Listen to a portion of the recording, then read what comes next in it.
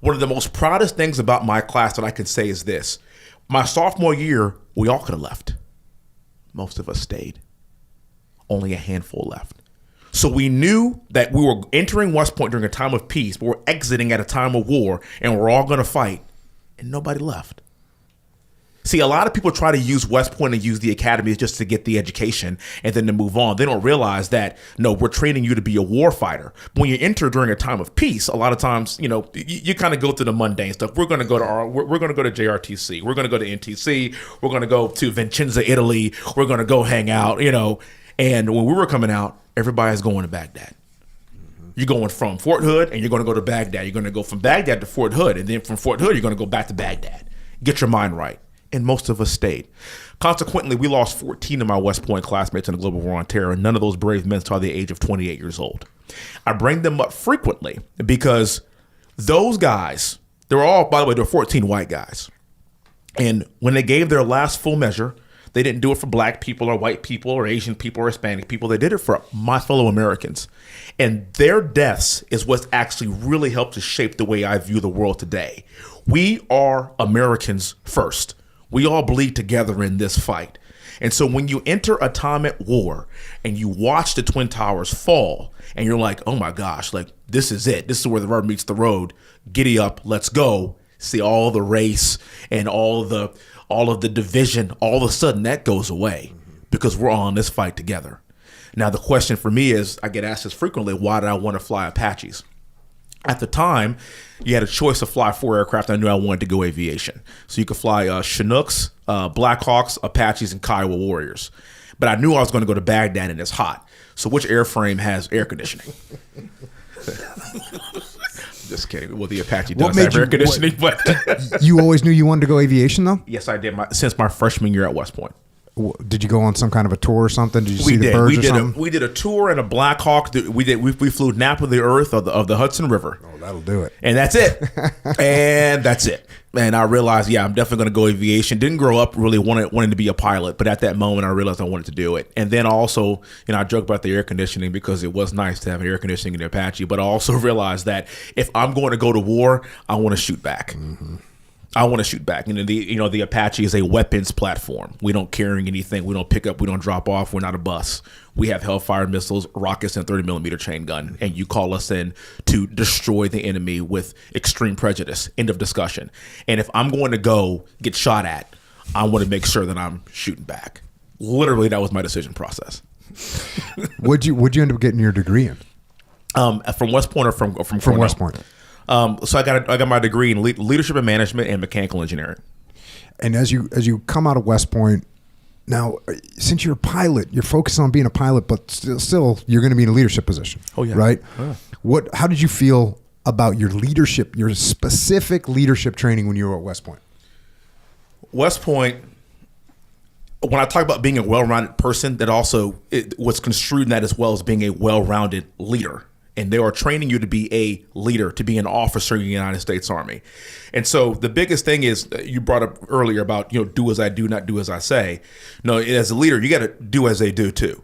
So that means you have to be proficient. That means you have to be good at your craft. That means you have to be in shape. That means you have to be able to hang. That means you have to, when they see you have to be the first one in the room and the last one to leave. You have to be the last one to eat. You have to be the one that is the leader, because you could talk the talk, but if you don't walk the walk, well then they're not going to believe it.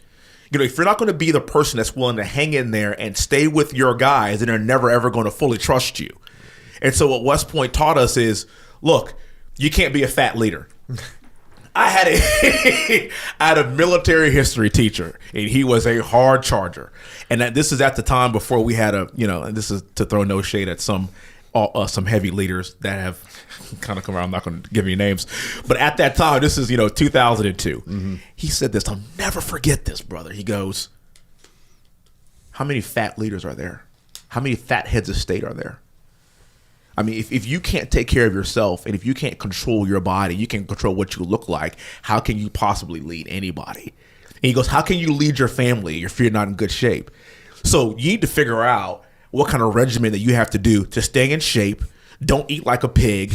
And if you're going to lead, make sure that you look the part, because that's the first impression somebody's going to have of you is, this guy's sloppy. Mm-hmm. This guy's a slop tart. Mm-hmm. How is he gonna tell me what to do? Yeah. So that physical piece of this is something that's also still at West Point. And that's why you have a physical grade, you have a PT grade, you have a military grade, and you have an academic grade. That academic grade is weighted heavily, but the other stuff matters too and plays into your overall GPA. Yeah, one of the ways I explain that when I'm talking to young officers especially is I'll tell them, hey, when I was an enlisted guy in the SEAL teams, I was a new guy. Didn't know anything, right? But when my leader showed up 4 minutes late to something, I was taking notes. When my leader forgot a piece of gear, I was taking notes. When my leader didn't know how to properly execute something with a weapon system, I was taking notes. And it was like just a degradation of, look, not disrespectful, but a degradation of respect. Correct. So you got to remember that all these people, and what I think really hurts people sometimes is they think people don't notice. They think, no one will notice that I'm 4 minutes late. By the way, I'm in charge, so it doesn't really matter. No.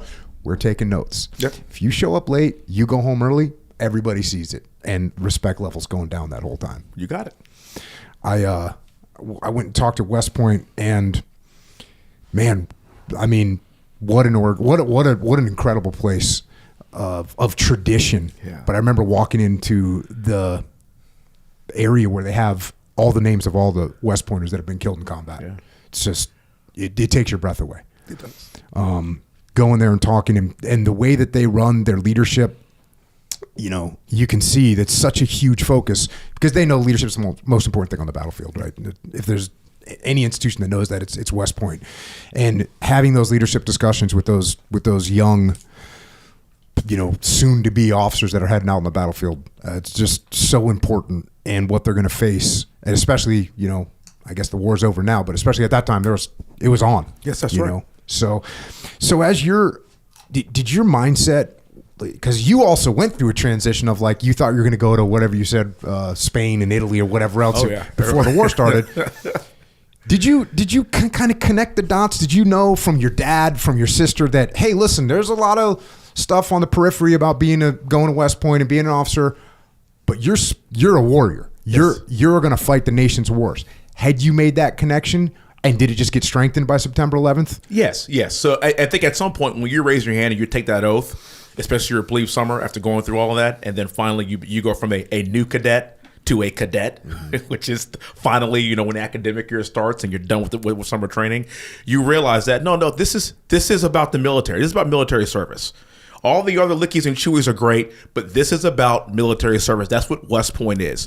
When you stand, when you're standing in a parade in front of Washington statue every single weekend, or when you have breakfast, lunch, and dinner, and you're standing at formation, and you're living in Eisenhower Barracks and MacArthur Barracks and Patton statue, which is in front of the library, and you're walking past all these landmarks. Oh no! This is not the University of Texas here. like this is going to be a war fighting experience. Now, the good thing about it is it's actually very well rounded. And so you do get other experiences in academia that I really do appreciate. But just a couple of months ago, the President Trump just appointed me to be on the West Point Board of Visitors. Which is a great honor, and basically it's basically being like on the Board of Regents, and you meet quarterly. You get to kind of see kind of what's going on. You have an inside look on how training is going to be in the future, and just kind of to make sure that everything is copacetic. And so I had my 20-year reunion back in November, and to see these young people, to see how sharp they are, even in an era that we always say the new era is always softer than it was when we went through. I mean, just get out of here, right? It's all easy now. But honestly, I was actually pleasantly surprised and pleased to see the state of affairs of these young people and how they are going to how we are morphing the way we fight battles in the future, and how they are going to be a strong part of it and a part of that transition that we're watching right now. And I was actually very, very pleased with what I saw.